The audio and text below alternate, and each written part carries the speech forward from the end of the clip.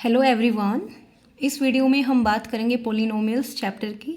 तो फर्स्ट हम पॉलिनोमियल्स का बेसिक जानेंगे। पॉलिनोमियल क्या होता है, टाइप्स ऑफ पॉलिनोमियल, ठीक है। तो पॉलिनोमियल क्या है, अलजेब्रिक एक्सप्रेशन होता है made up of. Algebraic expression क्या होता है, जो मेड अप ऑफ मीन्स जो वेरिएबल्स और कांस्टेंट से मिलके बनता है, जहाँ पर हम वेरिएबल्स को भी यूज़ करते हैं और कांस्टेंट टर्म्स को भी यूज़ करते हैं।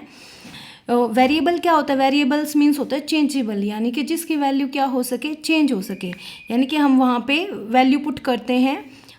फॉर एग्जांपल यहाँ पे 5x + 3 है, तो we put here x is equal to 2, तो 5 × 2 + 3, 5 2 ज़ा 10 + 3 इज इक्वल टू 13। और एक्सपोनेंट मतलब power of variables are whole number. हमेशा जो एक्सपोनेंट्स होगी, पावर होगी किसी भी वेरिएबल की, वो क्या होनी चाहिए, होल नंबर। और होल नंबर कहाँ से शुरू होते हैं, 0 1 2 3 4 एक्सेट्रा। सेकेंड एग्जाम्पल है x² - 4x + 7 is also example of polynomials because is also made up of variable and constant. तो वेरिएबल्स हेयर जितने भी इंग्लिश के लेटर्स हम यूज़ करते हैं, A B C, मतलब A to Z जो भी लेटर यूज़ करते हैं वो सब क्या होते हैं, variables. And the remaining term is a coefficient and constant. Coefficient क्या होता है, जो वेरिएबल के साथ क्या हो, मल्टीप्लाई। जैसे यहाँ पे 4 है तो -4 इज कोफिशिएंट ऑफ x। और x² का कोफिशिएंट क्या होगा, यहाँ पे गिवन नहीं है, बट जब वेरिएबल के आगे कोई वैल्यू नहीं होती तो वहाँ पे क्या होता है, 1। तो इट मीन्स यहाँ पे x² का कोफिशिएंट क्या है, 1। एंड 7, तो 7 is a constant term. Constant क्यों है, क्योंकि इसके पीछे हमने कोई भी वेरिएबल्स नहीं लगाया इसके साथ, यानी कि इसकी वैल्यू क्या रहेगी, सेम रहेगी। लेकिन यहाँ पे x लगा है, यहाँ पे हम x की वैल्यू को क्या कर सकते हैं, पुट कर सकते हैं, चेंज हो सकते हैं। अब ये है पॉलिनोमियल। अब क्या पॉलिनोमियल्स में क्या हमें ध्यान रखना होता है, क्या नहीं हो सकता, तो वेरिएबल इन द डिनोमिनेटर, यानी कि कभी भी हमारा जो वेरिएबल होगा वो डिनोमिनेटर में नहीं होना चाहिए। फॉर एग्जांपल ये जैसे 1/x, तो क्योंकि x मैंने नीचे यहाँ पे क्या, हमारा जो x है वो डिनोमिनेटर में है, और जब मैं इसको ऊपर लेके जाऊँगी तो पावर क्या हो जाएगी, नेगेटिव। तो मैंने अभी बताया कि जो हमारा पोलिनोमियल्स होते हैं, जब हम अलजेब्रिक एक्सप्रेशन करते हैं तो जो हमारा एक्सपोनेंट मीन्स पावर है वो क्या होनी चाहिए, होल नंबर, 0 1 2 3। लेकिन यहाँ पे क्या है, -1 है, तो that's why is not a polynomial. फिर फ्रैक्शनल मीन्स जैसे √x + 1, √z + 1। अब हम इसको सॉल्व करेंगे तो रूट मीन्स क्या होता है, रूट इज इक्वल टू होता है हाफ, तो x 1/2 + 1, तो is not example of polynomials. और थर्ड वन नेगेटिव एक्सपोनेंट, तो अभी हमने सोल्व किया था कि ये कैसे, अगर फ्रैक्शन में है तो ये ऊपर जाके नेगेटिव बन जाती है पावर, तो इस नेगेटिव नहीं होनी चाहिए पावर। अगर पावर नेगेटिव है तो वो भी हमारा क्या है, पोलिनोमियल नहीं होगा। अब टाइप्स ऑफ पोलिनोमियल, पोलिनोमियल्स के कितने टाइप्स होते हैं। अब अकॉर्डिंग टू नंबर टर्म्स, एक होता है डिग्री के अकॉर्डिंग, एक होता है टर्म्स कितनी हम यूज़ कर रहे हैं।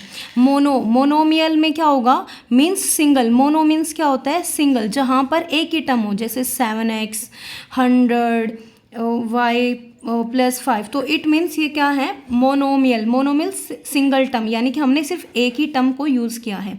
बायनोमियल मीन्स, बाय मीन्स क्या होता है, 2, यानी कि जहाँ पर क्या हो, 2 टर्म्स हो, like 2x + 7, 5x + 4, 7z + 9 is a binomial expression. And trinomial means, try means क्या होता है, 3, यहाँ पे जहाँ पे क्या हो, 3 टर्म्स को हमने यूज़ किया हो, 7x + 9 + 4, 7x + 9 y + 5 is a correct example, क्योंकि यहाँ पे हमने 3 टर्म्स को यूज़ किया है। या 9x + 6y + 7z is also a trinomial. Now come to the according to degree. According to जो डिग्री है वो पोलिनोमियल्स के कितने टाइप होते हैं, same 4 type. Constant polynomial, constant polynomial means जहाँ पर डिग्री क्या हो, 0। जैसे मैंने राइट किया x की 2x की पावर 0। अब आप इसको सोल्व करोगे तो आपको पता है किसी भी वेरिएबल की पावर 0 इज इक्वल टू क्या होता है, 1।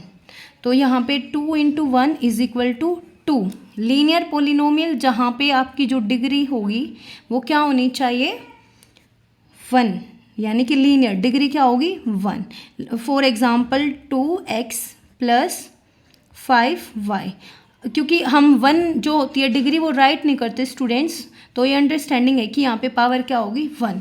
क्वाड्रेटिक पोलिनोमियल जहाँ पर क्या हो degree 2, for example 2x² + 3y + 9, और क्यूबिक जहाँ पर हमारी डिग्री हो वो क्या हो 3, 3x³ + 2x² + 9y + 4 एग्जाम्पल। ठीक है, यहाँ पर हम जब डिग्री के बेसिस पे करते हैं तो डिग्री क्या होता है highest power in the polynomial expression. जो हमने ये एक्सप्रेशन दिया है तो इसमें जो हाईएस्ट पावर होती है वो क्या बन जाती है डिग्री। जैसे यहाँ पे हाईएस्ट पावर 2 है तो इट मीन्स ये क्वाड्रेटिक पोलिनोमियल है, यहाँ पे 3 है तो ये क्यूबिक पोलिनोमियल है। और कांस्टेंट पोलिनोमियल जहाँ पर डिग्री क्या होगी 0, वो कांस्टेंट बन जाएगा, और जहाँ पर 1 हो वो लीनियर पोलिनोमियल्स हैं। तो क्लास 10th के जो सिलेबस में है वो है पोलिनोमियल्स यहाँ पे, यानी कि हम क्वाड्रेटिक पोलिनोमियल की बात करते हैं क्लास 10th में कि हमें जीरोज़ फाइंड आउट करने हैं और रिलेशनशिप बिटवीन जीरोज़ करना है। आपकी एक्सरसाइज में ये एक्सरसाइज 2.2 का फर्स्ट ही क्वेश्चन है स्टूडेंट्स। तो इसमें है आपको जीरोज़, अब बच्चों को पता होना चाहिए पहले जीरोज़ होता क्या है। तो जीरोज़ क्या है, जीरोज़ ऑफ पोलिनोमियल मीन्स होता है जब हम उस x जो भी वेरिएबल उसकी जो वैल्यू आएगी निकल के, जब हम उसको इक्वेशन में रखें तो क्या बन जाए हमारे पास वो जीरो बने जब हम उसको सोल्व करें। यानी कि zero of polynomial is a value of x that makes polynomial equal to zero, यानी कि उस पोलिनोमियल को क्या बना देगा वो जीरो। एग्जाम्पल के लिए हम सोल्व करते हैं तो x², आपको एक ये क्वाड्रेटिक इक्वेशन का जो फॉर्मेट होता है ax² + bx + c = 2। ठीक है, ये क्या होता है हमारे पास नॉर्मल हम लेके चलते हैं 0, तो x यानी कि a की वैल्यू क्या होती है जो x² के साथ होगा कोफिशिएंट ऑफ, वो क्या होता है a। तो x² की वैल्यू जो x² का जो कोफिशिएंट होता है वो वैल्यू ऑफ a, और जो b है वो क्या होता है कोफिशिएंट ऑफ x। जो x का कोफिशिएंट होगा वो b, x² का जो कोफिशिएंट होगा a, and c is the constant term.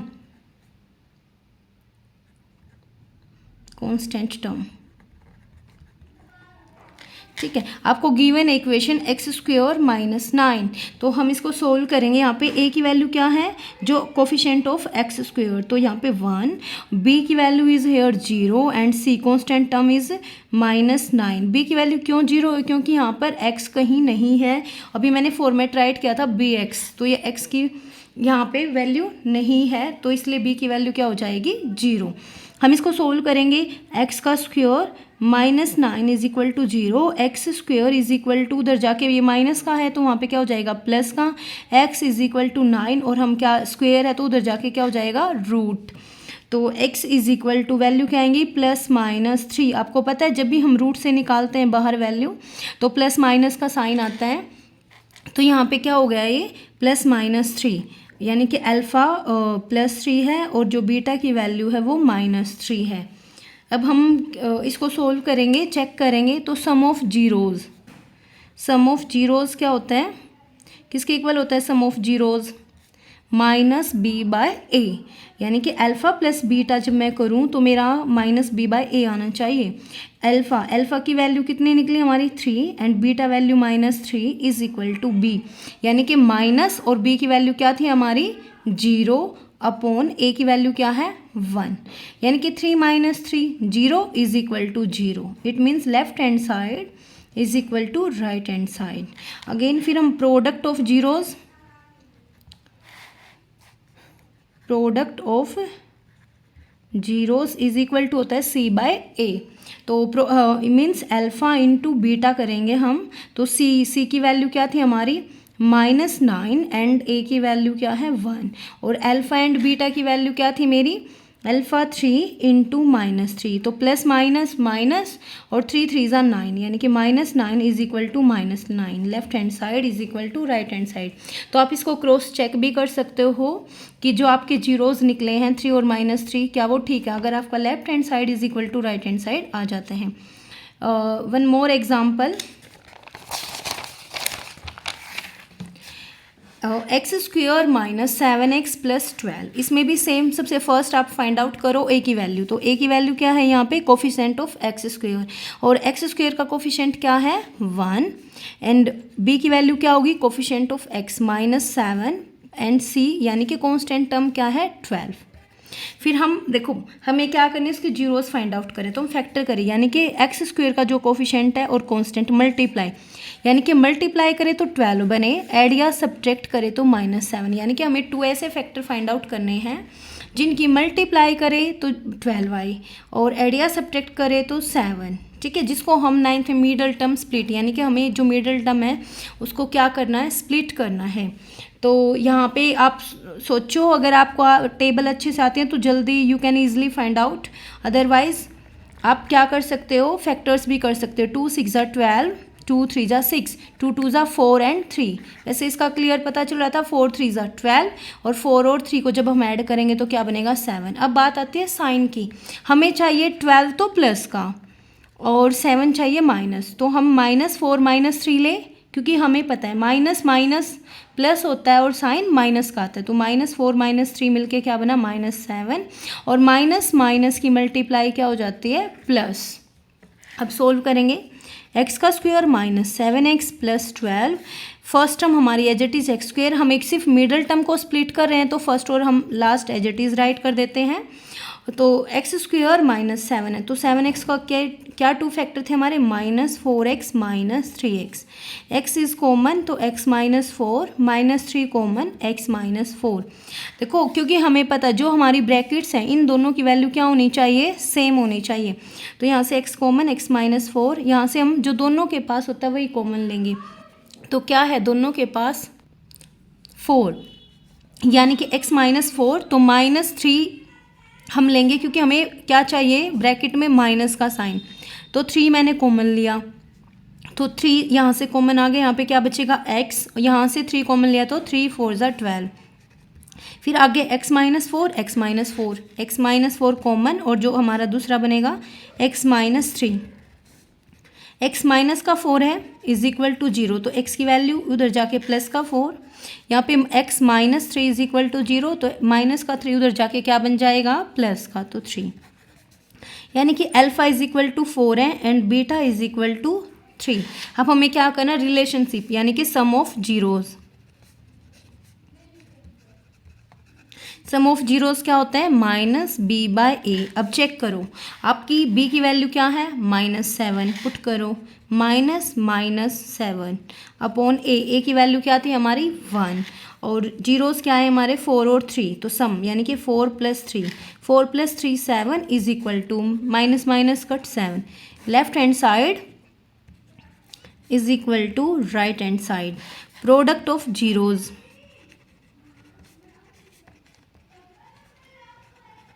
क्या होता है फॉर्मूला c/a, तो alpha into beta is equal to c/a।